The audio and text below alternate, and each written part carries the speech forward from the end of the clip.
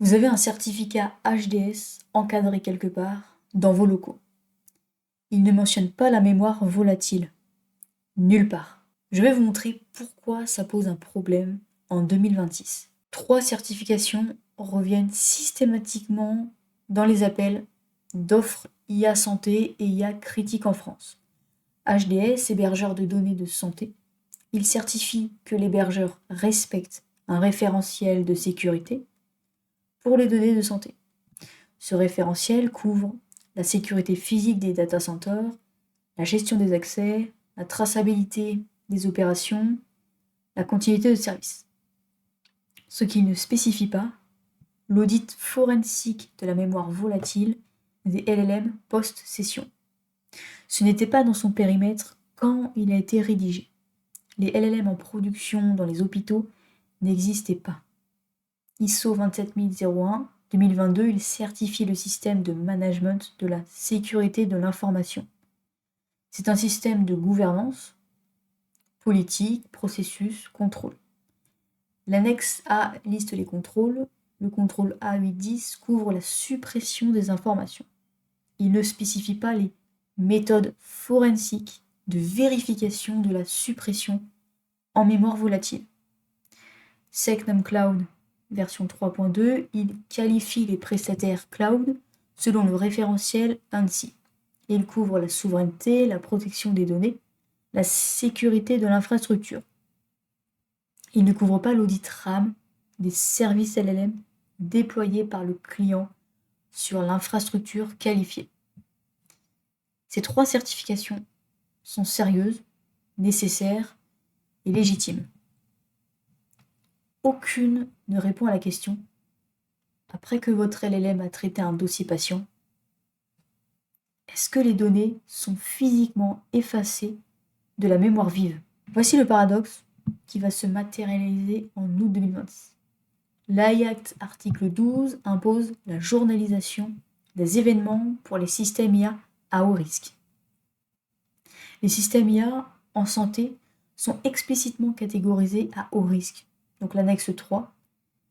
Cette journalisation doit couvrir l'exécution réelle des processus, pas la politique, l'exécution. Un hôpital peut avoir HDS plus ISO 27001 plus Secnum Cloud et ne pas avoir la preuve que son LLM a physiquement purgé la RAM après avoir traité un dossier. Ces 3 certifications ne produisent pas cette preuve. L'AI Act va la demander. C'est le chaînon manquant.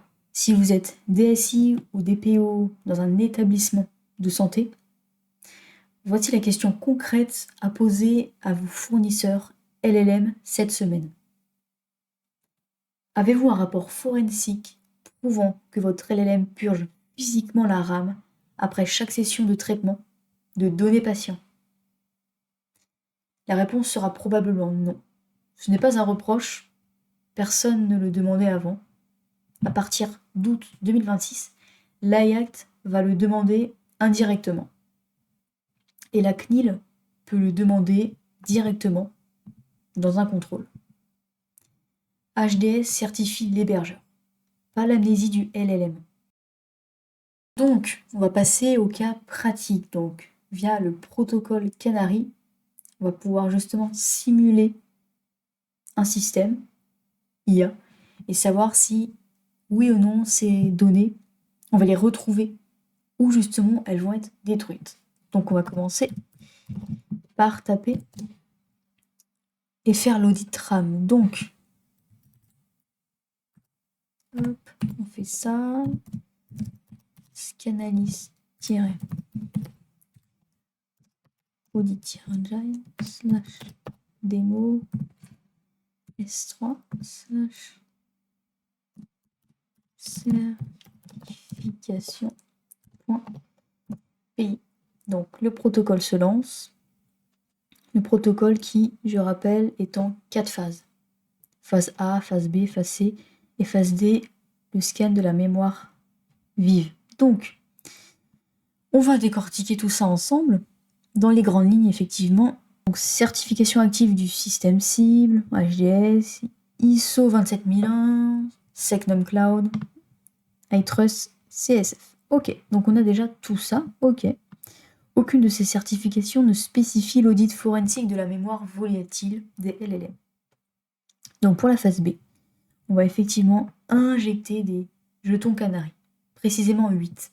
Donc effectivement, on les a ici. On va avoir le nom du patient, l'IPP, le diagnostic, le médecin de référence, la date d'hospitalisation, l'ordonnance, le numéro de sécurité sociale et le compte rendu. Ok. Donc là, c'est bon. La phase C, traitement, purge HDS compliant déclaré, ok. Log HDS généré, traçabilité ok, RAM non vérifié. Et enfin, la partie la plus précise et la plus importante pour nous, la phase D, le scan forensique de la RAM post-purge. Et donc, on va descendre, on peut voir que des résidus ont été détectés et encore persistants dans la RAM, même après session. Donc effectivement, dans la zone IP applicatif, on y retrouve le nom du patient.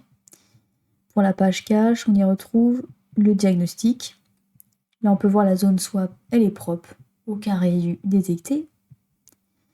Et dans les buffers kernel, on a le numéro de sécurité sociale. Donc effectivement, sans surprise, le verdict final, effectivement, l'amnésie a échoué. Donc amnésia failed, qu'il y ait 1, 2, 3, 5, 8 jetons sur 8, l'amnésie aura échoué.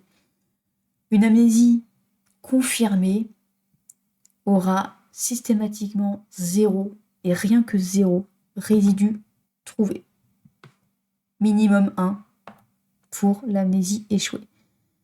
Donc effectivement, on y retrouve les résidus des données retrouvées, donc la certification ici qui était bien, mais la purge de la RAM physique non effective et données de santé donc présentes en mémoire. Donc c'est effectivement une violation de la conformité RGPD ainsi que des données personnelles des clients. Donc, un rappel, l'HDS certifie l'hébergeur, il ne certifie pas l'amnésie du LLM. Et enfin, on a le SHA-256 qui permet l'infalsifiabilité du rapport. Donc effectivement, il est signé, daté et infalsifiabilité. Ok. Les certifications sont des preuves que vous avez mis en place des mesures de sécurité adaptées au moment où elles ont été rédigées. La mémoire volatile des LLM est un angle mort de 2024. C'est en train de devenir un angle mort réglementaire en 2026. Donc l'amnésie confirmée, c'est ce qu'une preuve forensique complète ressemble. Et donc l'amnésie failed, c'est ce que la plupart des systèmes certifiés produiraient si on les auditait aujourd'hui.